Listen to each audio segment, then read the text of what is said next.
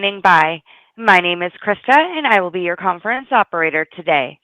At this time, I would like to welcome everyone to Worthington Steel's second quarter 2025 earnings conference call. All lines have been placed on mute to prevent any background noise, and after the speaker's remarks, there will be a question and answer session.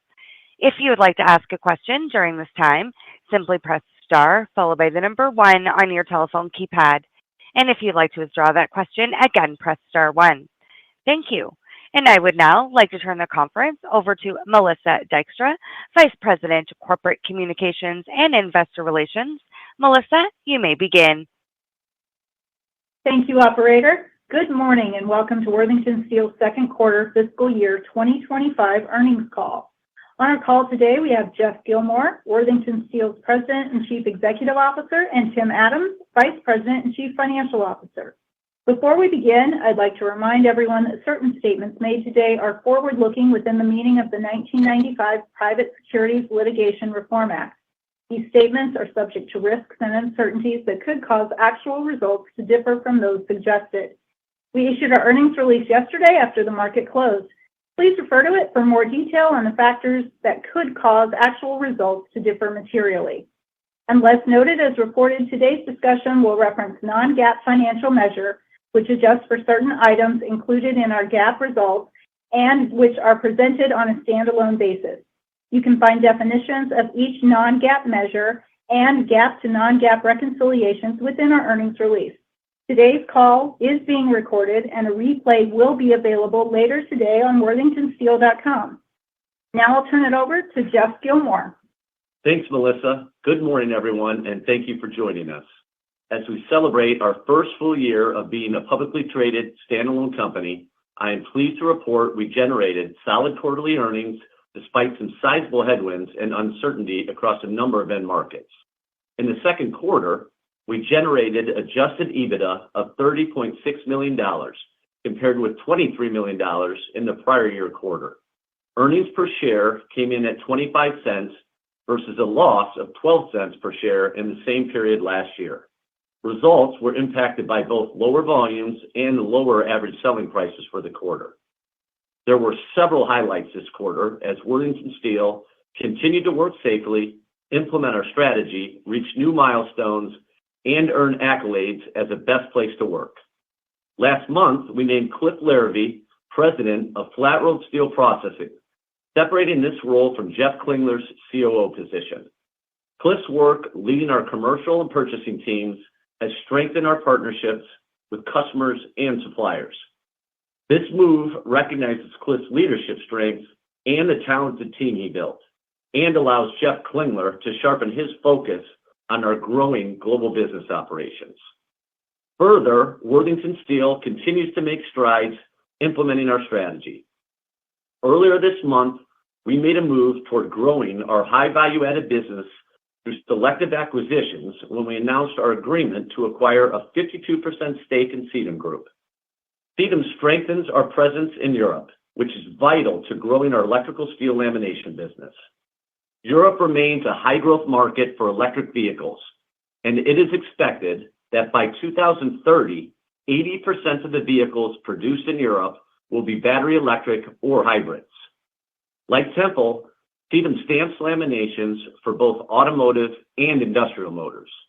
More importantly, Sedum gives Worthington access to world-class tool and die making and significant expertise in press automation, which we will be able to leverage across our electrical steel plants.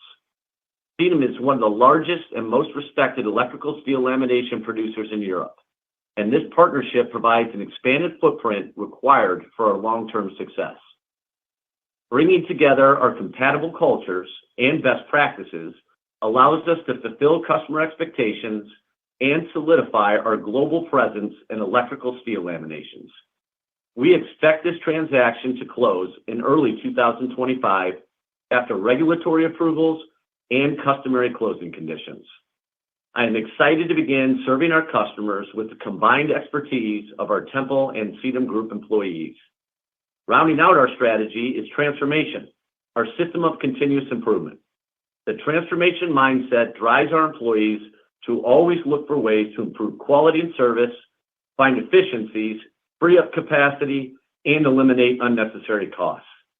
This is an ongoing process for Worthington Steel, and in the second quarter, we saw teams come together to reduce scrap, streamline purchasing processes, and more efficiently manage our IT contractors. The transformation mindset often carries over to our interactions with customers. Over the quarter, we developed an analytics tool to help both Worthington Steel and a key customer improve inventory control and order lead times, thereby reducing inventory. On the new product front, we continue to receive interest from customers about new capabilities at TWB using our licensed ablation technology and are filling our pipeline of potential opportunities. The equipment is being installed and tested, and we remain on schedule. I'd like to thank our teams for all they do each quarter to support the Worthington Steel strategy. We rounded out the period with significant momentum in other areas of our business. In October, we released our first corporate citizenship and sustainability report, highlighting key achievements such as a safety record nearly 2 times better than the industry average, a decrease in carbon emissions, and the support of 73 nonprofit organizations through the Worthington Companies Foundation. Our ESG approach is based on our philosophy of doing the right thing for our employees, customers, suppliers, shareholders, and communities, and we work hard each day to improve our efforts. We were named a military-friendly employer for the 10th year in a row by the Victory Organization. Workforce development and a commitment to our military members and veterans is incredibly special to me, and this was a proud moment for our company. Another accolade for Worthington Steel as an employer was announced just last week when Computer World included our company in its annual list of top places to work in IT. Our IT team deserves special recognition this year.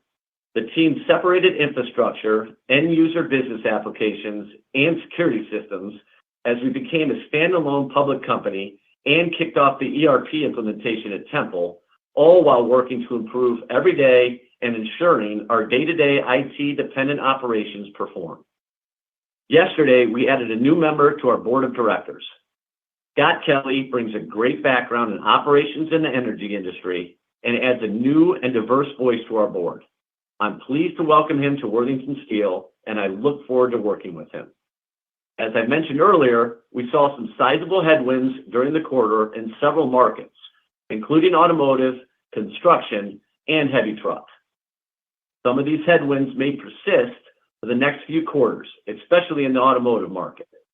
Looking ahead, we are cautiously optimistic about this segment as OEMs make moves to adjust their commercial strategy and rebuild market share. The headwinds could be offset by lower interest rates and lower inflation. We saw some positive signs in November when overall U.S. vehicle sales reached their highest levels since May of 2021. Lower interest rates and decreasing inflation also provide positive momentum for the construction market. We continue to expect moderate growth in the construction market areas we supply, such as data centers and manufacturing in calendar year 2025. We expect heavy truck to remain relatively slow in the first half of calendar year 2025, but we believe regulatory requirements will help fuel growth in the second half of the year and into 2026. Overall, we are feeling positive about the tailwinds as we enter our second year as a standalone publicly traded company. We have already accomplished so much in a relatively short period of time. We have strong customer relationships, an experienced leadership team, and a sound strategy.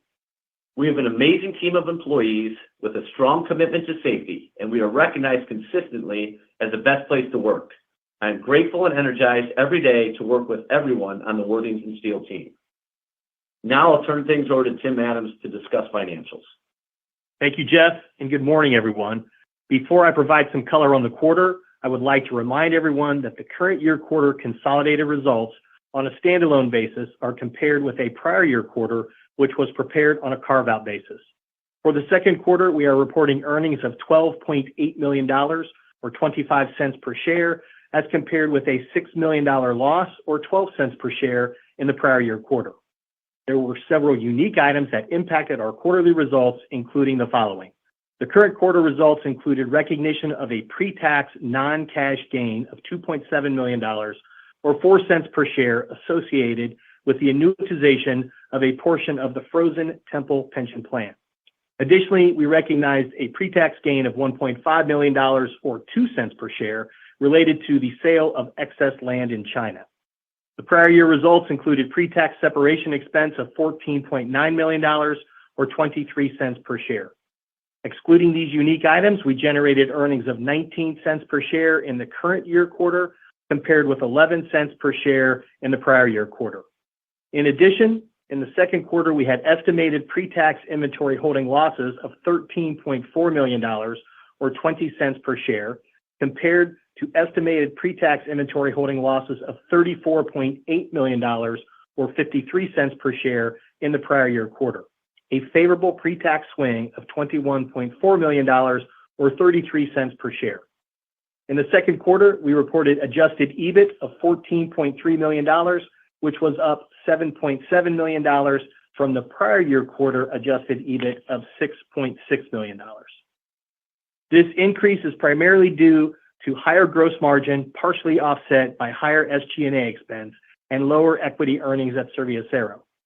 Gross margin was impacted by higher direct material spreads, including the impact of lower year-over-year pre-tax inventory holding losses, partially offset by lower direct volume. SG&A increased $7 million over the prior year's second quarter, primarily due to incremental costs associated with being a standalone company, as well as an increase in bad debt expense associated with the bankruptcy of a customer and an increase in our reserves associated with a separate customer. Additionally, the company incurred higher than normal professional fees, most of which were associated with the announced pending European acquisition. Equity earnings from Serviacero decreased due to lower direct spreads, which were unfavorably impacted by lower steel prices, as well as the impact of exchange rate movements. Next, I will provide some content on the market and our shipments. Since July, the market pricing for hot rolled coil has fluctuated in a relatively tight band between $650 and $700 per ton. With little movement in market pricing, we expect minimal estimated inventory holding gains in the third quarter of fiscal 2025, as compared with the $13.4 million of estimated holding losses in the second quarter of 2025. Net sales in the quarter were $739 million, down $69 million, or 9% from the prior year quarter, primarily due to lower direct volumes and lower direct market pricing. We shipped approximately 936,000 tons during the quarter, which was down 3% compared with the prior year quarter. Direct sales volume made up 55% of our mix in the current year quarter, as compared with 56% in the prior year quarter. Direct sale volume was down 5% over the prior year quarter, with shipments down in most markets. Our shipments to the automotive market were down 2% compared to the prior year quarter. As you know, the Detroit 3 automakers represent approximately 30% of our net sales. The decrease in automotive volume was primarily due to deeper than expected production cuts at one of those customers as they attempted to right-size their inventory levels and reset their commercial strategy. The OEM production cuts continued to increase as the quarter progressed. On a year-over-year basis, for the second quarter, we experienced a volume decrease of more than 30% with that customer, mirroring the customer's estimated decrease in unit production. We are monitoring the situation very closely as the OEM navigates their challenges, and we believe they could return to a more normal build schedule within the next 2 quarters. As we have done in prior years, we are working closely with our partners throughout the entire automotive supply chain to prepare for increased volume requirements as the OEM ramps back up. The vast majority of the year-over-year decrease in our automotive shipments were offset by increases in volume with the other automotive OEMs. We have noted over the past few quarters that we have won new programs and increased our share in the automotive market. We are beginning to see the volume impact of some of those new programs. Our shipments to the remaining Detroit 3 increased by more than 30%. Our strategy continues to be collaborating with our automotive customers to find mutually beneficial solutions that help them meet their strategic goals. We look forward to continuing our partnership with our automotive customers. Turning to the construction market, our volumes decreased 20% on a year-over-year basis. The decrease was a combination of several factors. First, in the prior year, we successfully pivoted to a more construction-heavy mix as we prepared for the potential automotive strike at the Detroit 3. Second, in the current year, we anticipated a more typical mix between automotive and construction. However, as I mentioned, we experienced sudden and deep cuts to our automotive order book. Both the timing and the magnitude of those cuts limited our ability to secure replacement volume in other markets. Total tons were down 1% year over year, primarily due to lower coated volumes, partially offset by an increase in pickling and tailor welded blanks. Turning to cash flows in the balance sheet, cash flow from operations was $68 million, and free cash flow was $33.2 million. During the quarter, we spent $34.8 million on capital expenditures related to a variety of projects, including the previously announced electrical steel expansions. We now expect capital expenditures for fiscal 2025 to be approximately $125 million versus our previous estimate of $110 million. We are increasing the estimate for fiscal 2025 CapEx for several reasons. First, we now expect a larger portion of the CapEx for our Canada expansion to be spent in fiscal 2025 rather than fiscal 2026. This is simply a change in timing. Second, as we talked about in the past, we expect other projects to come up during the course of any fiscal year. For example, we are adding a new press to our electrical steel facility in China to support new business. In addition, as part of the previously mentioned Temple ERP system, we have elected to upgrade our shop floor system and data warehouse to maximize the future opportunities for process improvements using the transformation. On a trailing 12-month basis, we generated $79.4 million of free cash flow. Wednesday, we announced a quarterly dividend of 16 cents per share payable on March 28, 2025. We ended the quarter with $52 million of cash, and our ABL debt at November 30 was $115 million, resulting in net debt of $63 million. Finally, I would like to thank our team for making safety the highest priority at every facility and for delivering incredible performance in our first year as a public company. I am proud to be part of Worthington Steel and look forward to working with our entire team to continue driving value for all stakeholders. At this point, we would be happy to take your questions. Thank you. We will now begin the question and answer session. If you would like to ask a question, please press star 1 on your telephone keypad to raise your hand and join the queue. And if you'd like to withdraw that question, again, press star 1. Your first question comes from Phil Gibbs with KeyBanc Capital Markets. Please go ahead. Hey, good morning. Hey, Phil. Jeff, the EBITDA per ton ex inventory holding gains and losses, I think, was down about $26 a ton sequentially. Certainly not something we were expecting. I know you guys have been managing your profitability within a pretty tight range. What made it drop off so abruptly sequentially in particular? I know you did give some color, but what were some of the biggest impacts to that, and when should we expect you guys to get back to some of the levels we're more used to? Thanks for the question, Phil. I'm actually going to pass that to Tim to answer for you. Hey, Phil, I think it's the three drivers, whether it's sequential or year over year. I think the three big drivers, number one is volume.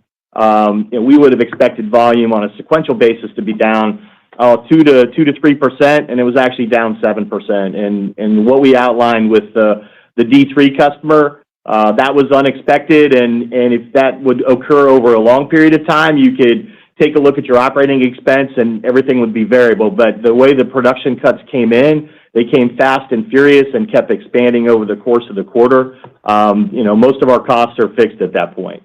The other two drivers are SG&A, which we touched on. We had an increase in bad debt as well as the professional fees associated with the Sedum transaction. Now, that transaction is not closed yet, but the fees came in. And then finally, performance at Serviacero. So you've got a couple things happening down there. You've got volume, you've got some spread compression plus the FX gains that occur, FX losses, I should say, rather than gains. So those are really the drivers. And then when you guys highlighted the bad debt expense from the customer bankruptcy and the increased reserve and then also the professional fees, any way to square up the magnitude of those three items? Sure. I mean, I think if you look at that bad debt expense, let me start with our credit group does a fantastic job. I'll just start with that. They work hand in hand with our commercial group, so we take that very seriously. We've got an outstanding track record, and we rarely have bad debt write-offs. But two things that happened in the quarter: the unexpected bankruptcy of one of our customers, that was probably about $1 million, maybe a little bit less. And then we elected to reserve a little over $1 million for a second customer where we think collection of that specific receivable is at risk. So we review, as you would guess, AR on a customer-by-customer basis every quarter. We don't think beyond this quarter we should have any additional issues from a collectability standpoint, but if you add those two up, it's about $2 million. And then the professional fees, I'm sorry. Professional fees, probably about $2 million, give or take.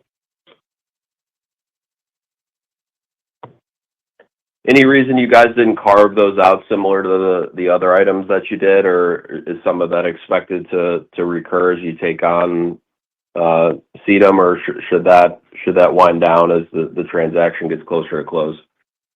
Yeah, we typically, I mean, that's kind of normal course of business, right? Those are normal things versus the pension lift out or the gain on the sale of land.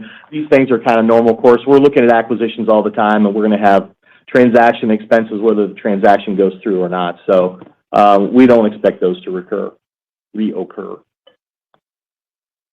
Thanks. And then lastly, as you guys look out into the early part of next year, I know typically volumes do lift a little bit into the first part of the calendar year, and then certainly much stronger in the latter part of the fiscal year for you all.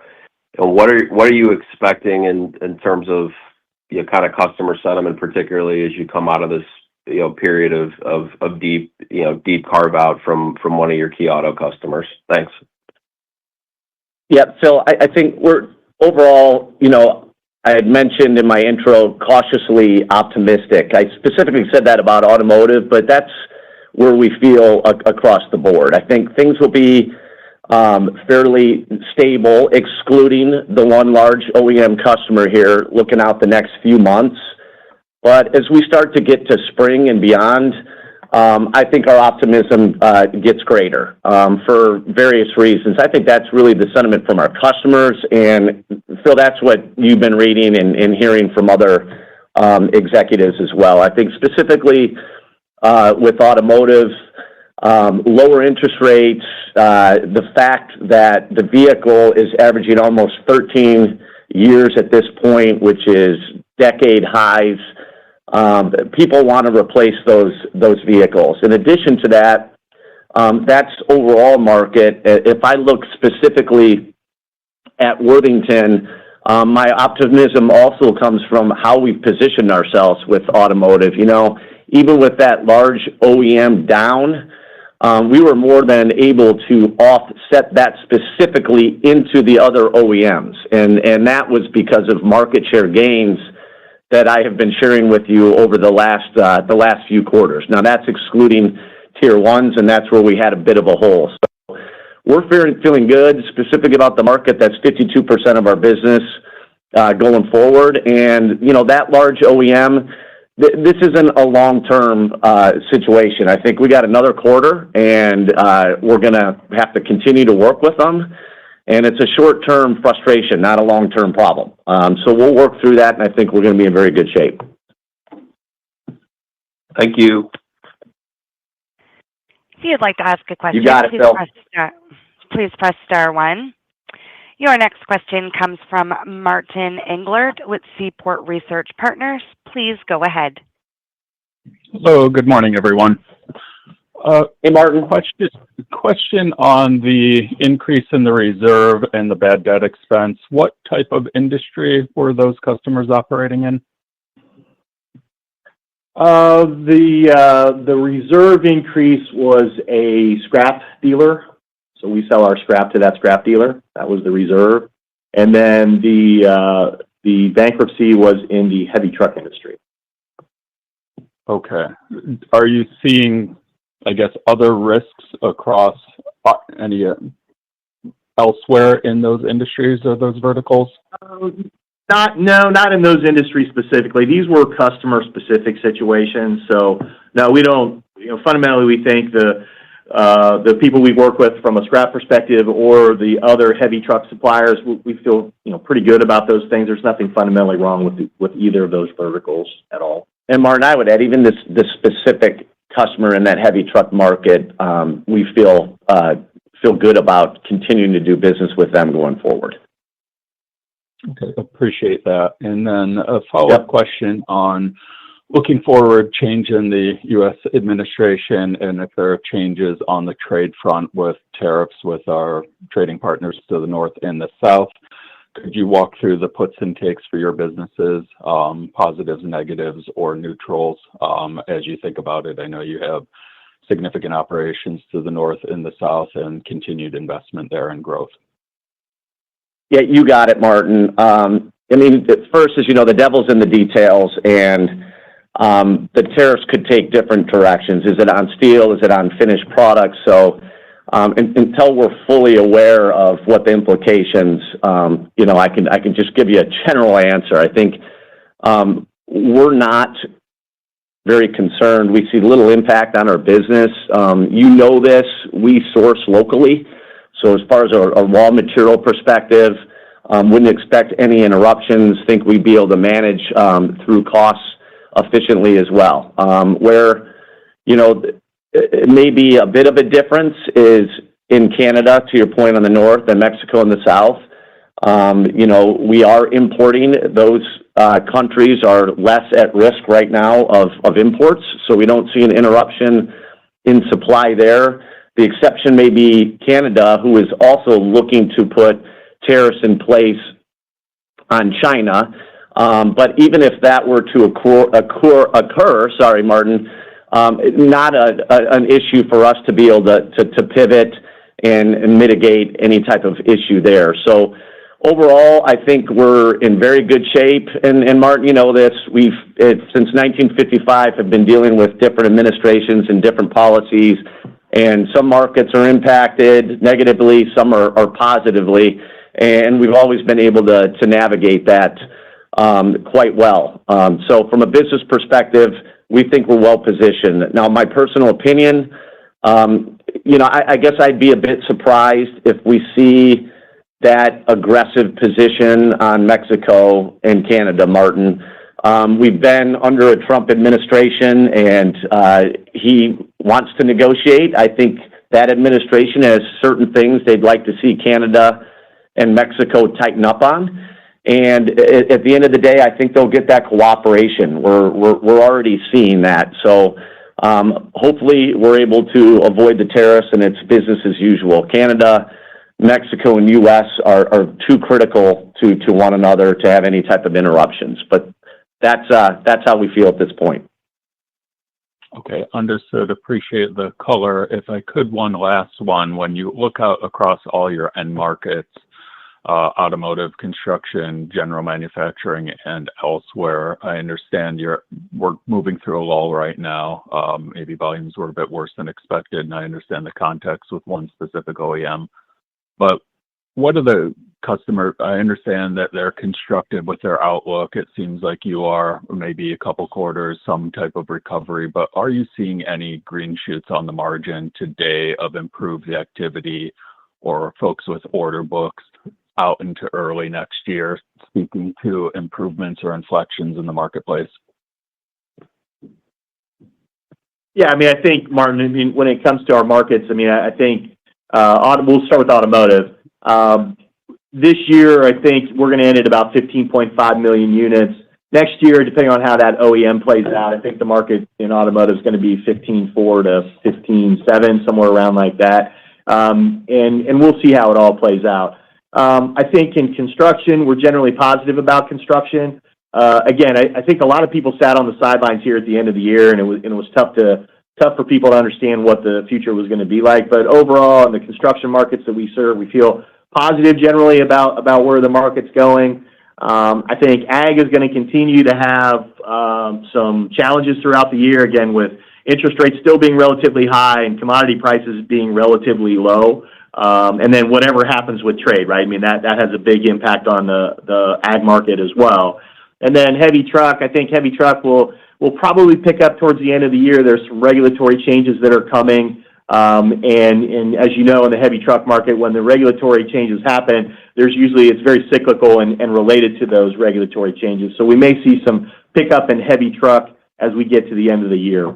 Hey, Martin, just to add to that, and specifically automotive, I agree with everything Tim said. And, the tailwinds there that could speed up that recovery is, hey, if that larger OEM is able to meet their inventory targets sooner.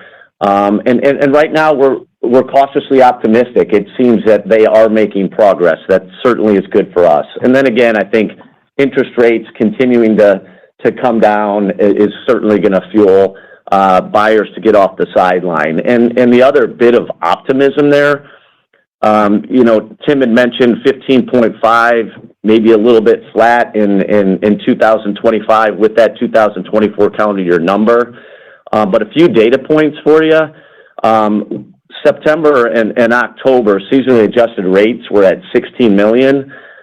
Even more importantly, November was 16.7. So that's the highest it's been in 3 years. So your point, we have a large OEM.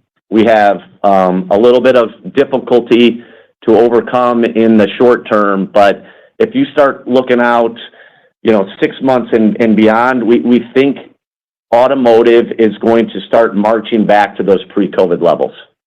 And that's a good sign on those data points.